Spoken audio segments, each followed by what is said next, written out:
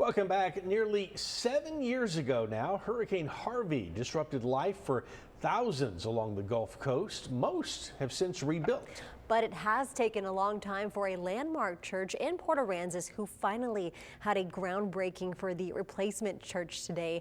Our Brian Burns was there and has this report. It's amazing how long it's taken us to recover. Joan Snyder, who's been a member of the Community Presbyterian Church in Port Aransas for almost 30 years, says getting help from the government to rebuild was a nightmare. We've lost a lot of members and whatnot over the years, and we had to fight with FEMA, etc., etc. Charlie Zahn, who's been a church member for almost 50 years, says FEMA offered more money to rebuild the more than 80-year-old church rather than repair the extensive damage caused by Harvey. We ran into so many problems dealing primarily with FEMA that we felt like in order to build it the way that it needed to be rebuilt, that we need to tear it down and build a new building.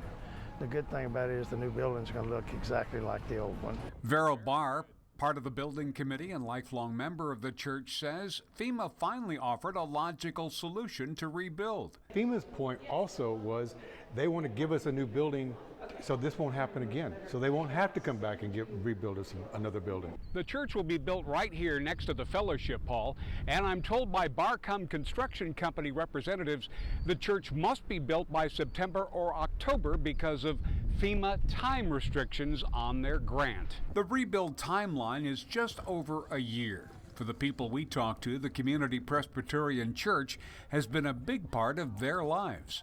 I grew up with that church. I've had so many of my friends that got married there. I've given eulogies for friends that predeceased Linda and I.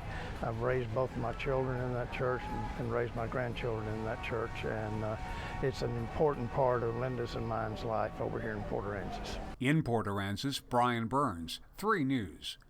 A long time coming. Just one more story in the recovery process now 7 years later from Hurricane Harvey.